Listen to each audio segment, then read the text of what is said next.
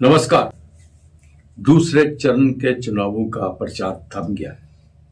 25 सितंबर को होने जा रहे हैं और सभी पॉलिटिकल पार्टीज के लिए ये बहुत इंपॉर्टेंट चरण है, जम्मू में भी और कश्मीर में भी।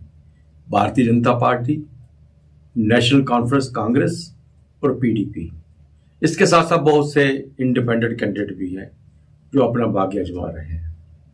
भारतीय जनता पार्टी ने आज शाम तक, जब तक प्रचार का समय था 5 बजे तक, खूब जमकर प्रचार किया और पिछले 70 सालों का हिसाब मांगा कांग्रेस से और नेशनल कॉन्फ्रेंस से।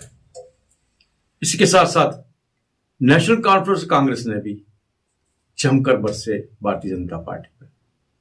उन्होंने पिछले 10 साल में जम्मू कश्मीर का जो हालात बने हैं उसके लिए जिम्मेदार भारतीय जनता पार्टी को ठहराया। 370 और 35 से वापस लाने की बात की।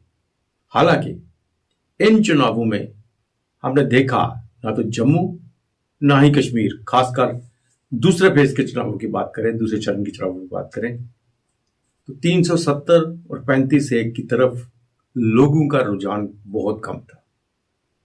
लोग चाहते थे कि ये पॉलिटिकल पार्टीज हमें बताएं जो हमारा यूथ है उनके लिए क्या कर रही हैं, जम्मू कश्मीर के भविष्य के लिए क्या कर रहे हैं, क्या मिल रहा है, एम्प्लॉयमेंट की क्या पोजीशन होगी, टूरिज्म जम्मू में किस तरह से बढ़ेगा। तो ये बहुत कम मौके आए जब इन पे बातचीत की। ज्यादा से ज्यादा बात जो भारतीय जनता पार्टी करती रही वो 3 खानदानों के ऊपर करती रही। 3 खानदानों ने किस तरह से जम्मू कश्मीर को लूटा। अब 2 खानदान तो समझ में आ रहे हैं।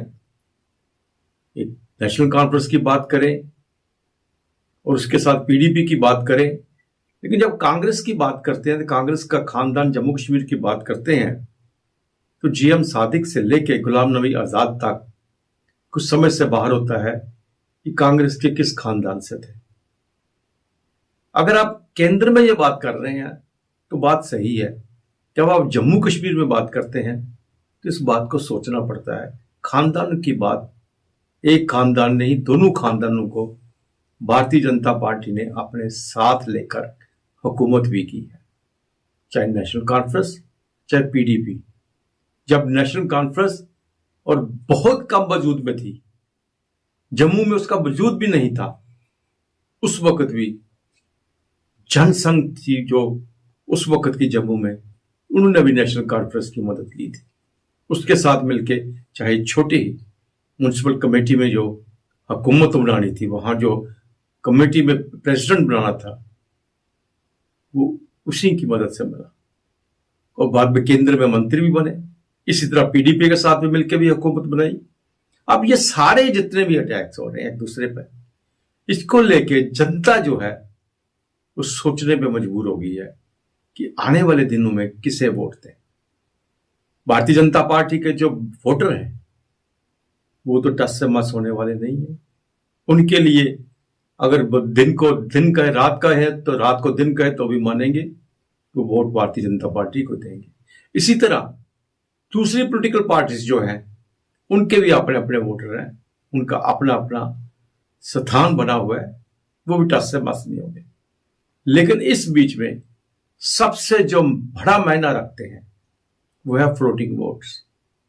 वो है उन वोट्स की बात कर रहा हूं जो नए हैं, युवा वोटर जो पहली बार वोट करने जा रहे हैं, जिन्हें ना तो खानदान देखा है ना ही दूसरी चीजें देखी हैं। अब उनके सामने कोई भी पॉलिटिकल पार्टी जो है फ्लोटिंग वोटर्स जो है और युवा वोटरों को लेके कोई सॉलिड बात नहीं कह रहे। 370 35 से 3 खानदान, इसी को लेके प्रचार चलता रहा। आज थम गया प्रचार दूसरे चरण का और तीसरे चरण का प्रचार फिर शुरू हो जाएगा। 25 तारीख को चुनाव होने जा रहे हैं। उसके बाद आखिरी चरण के चुनावों में जम्मू कश्मीर का भविष्य क्या होगा ये सभी वोटर डिसाइड करेंगे और 8 अक्टूबर को जो भी रिजल्ट आएगा वो आपके सामने आ जाएगा।